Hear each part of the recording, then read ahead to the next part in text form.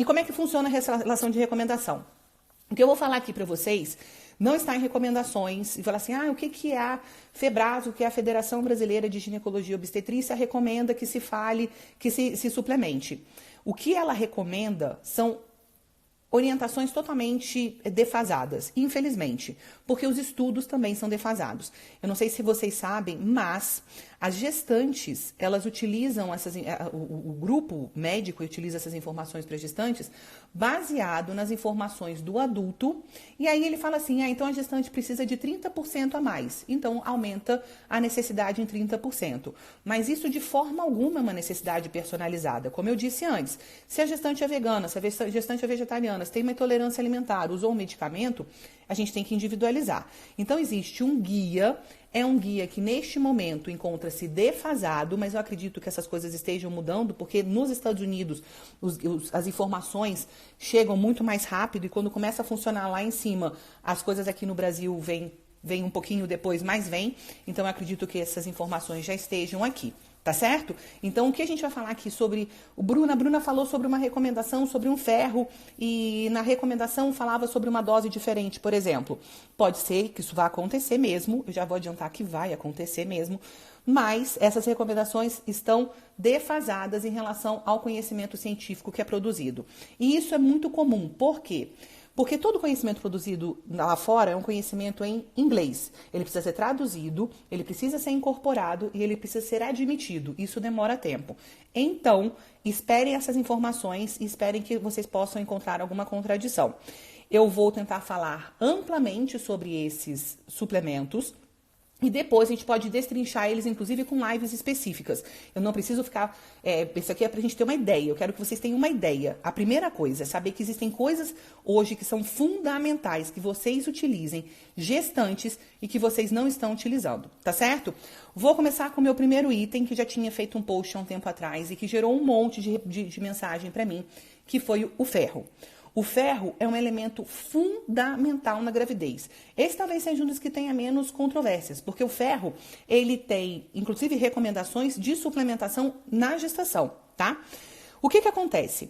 Durante a gravidez, a mulher, ela vai aumentar o volume sanguíneo dela. Então, uma mulher, mais ou menos aí de 25, 30 anos, tem no seu sangue, pesando mais ou menos 60 quilos, tem um volume sanguíneo de mais ou menos 4 litros e meio, tá? Quando a mulher engravida, esse volume sanguíneo dobra. Então, como é que a gente vai produzir hemácias, que é a parte vermelha do sangue, se a gente não tem ferro? Então, eu preciso do ferro para produzir a série vermelha do sangue, que são as hemácias. Esse é o nome das células, tá joia? Então, se a gente tem uma deficiência de ferro, eu não consigo produzir as hemácias de maneira adequada. O que acontece? Quando a gente já entra na gravidez no primeiro trimestre, o volume sanguíneo não é grande, o neném é muito pequenininho. Mas à medida que o neném vai crescendo, é que o volume sanguíneo aumenta.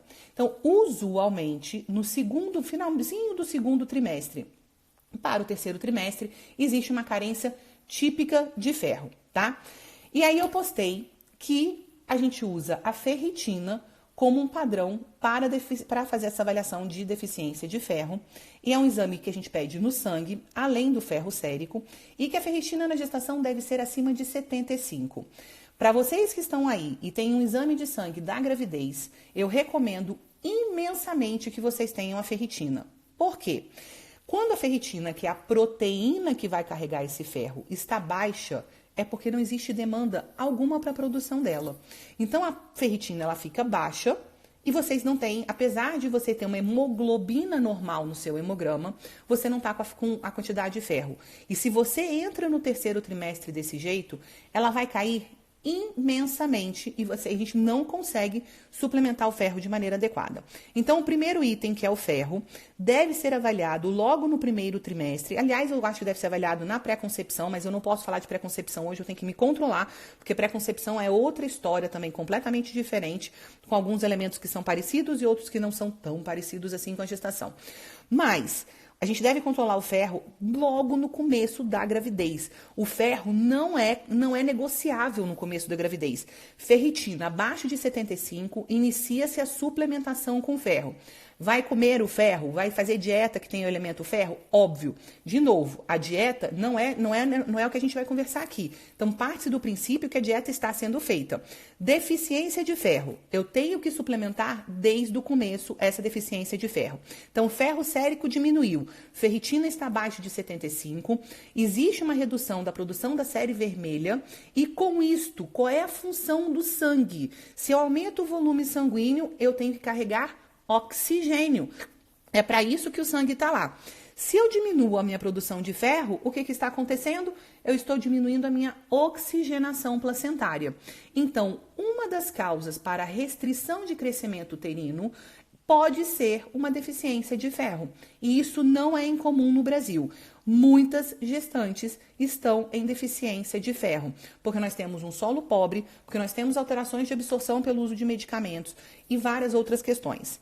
Então, primeiro trimestre faz avaliação, hemograma, faz avaliação de ferro sérico, faz avaliação de ferritina e essa avaliação eu preciso suplementar o ferro, tá certo? Qual a melhor forma de suplementar o ferro? Começa-se sempre com o ferro oral. No entanto, eu sei que o ferro oral tem baixa tolerância. Muitas mulheres não toleram o ferro oral porque existe uma relação gastrointestinal na sua absorção. Então, as mulheres ficam nauseadas. Quem já usou ferro oral sabe que isso é uma realidade. As mulheres ficam nauseadas durante o uso. Umas toleram melhor, outras não toleram. Além disso, para algumas, essa absorção não é adequada. A gente absorve, às vezes, 30%, 20% da dose que é feita oralmente. No entanto, começamos com ferro oral. Qual é a melhor forma? Um ferro quelado como bisglicinato. Bisglicinato de ferro, ou bisglicinato ferroso, tá certo? Essa é a melhor forma. Existe essa forma em farmácia normal, tá? Esse é um ponto. Quando a gente usa o ferro e não percebe a melhora, existe indicação para fazer o ferro venoso durante a gravidez. Então, usou o ferro oral, bisglicinato de ferro, bisglicinato ferroso, não houve melhora nos seus índices hematimétricos, no seu exame de sangue, você tem indicação para fazer um ferro venoso.